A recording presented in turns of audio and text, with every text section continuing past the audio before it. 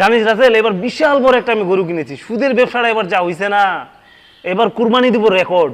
ভাই আপনি মানুষকে লাভের উপর টাকা দেন, আপনি ওই টাকা দ্বিগুণ করে নেন, ওই টাকায় কি আপনার কুরবানি হবে?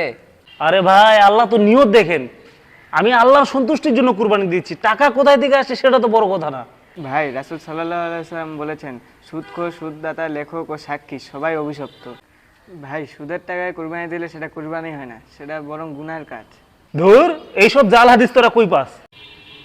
ভাই বিশ্বাস না হলে আপনি হুজুরের কাছে চলেন, হুজুরে আপনাকে সুন্দরভাবে বুঝাই দিবে।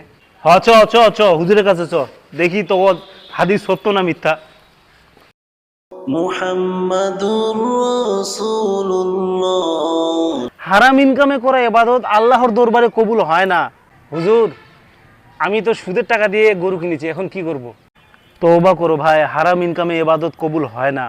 এখনো সময় আছে, হালাল ইনকামে যদি সম্ভব হয় ছোট কুরবানি করো, আর না হলে ইচ্ছাটাও সওয়াবের কাজ। লা ইলাহা ইল্লাল্লাহ। ভাই প্রতিবার তো আপনি কুরবানিতে গরু দিছেন, তো এইবার খাসি দিচ্ছেন, কি ব্যাপার? ভাই আমি সুদের ব্যবসা ছেড়ে দিয়েছি, এই খাসিটা আমি হালাল টাকা দিয়ে কিনে এনেছি। আজ যেন আমার মনে হচ্ছে আমি আসল কুরবানি দিচ্ছি। ভাই আমি হারাম প্রত্যেক করেছি, এই প্রথম আমি হালাল টাকা দিয়ে আমি এটা খাসি কুরবানি দিচ্ছি। আমার জন্য আপনারা সবাই দোয়া করবেন। তো চলেন আমি খাসিটা একটু জবাই করব, কুরবানি দিয়ে আজকে। সুদের টাকা দিয়ে কুরবানি নয়, বরং হালাল ইনকামের ত্যাগই আসল ইবাদত। আসুন আমরা সবাই হারাম ছেড়ে হালালের পথে ফিরে আসি।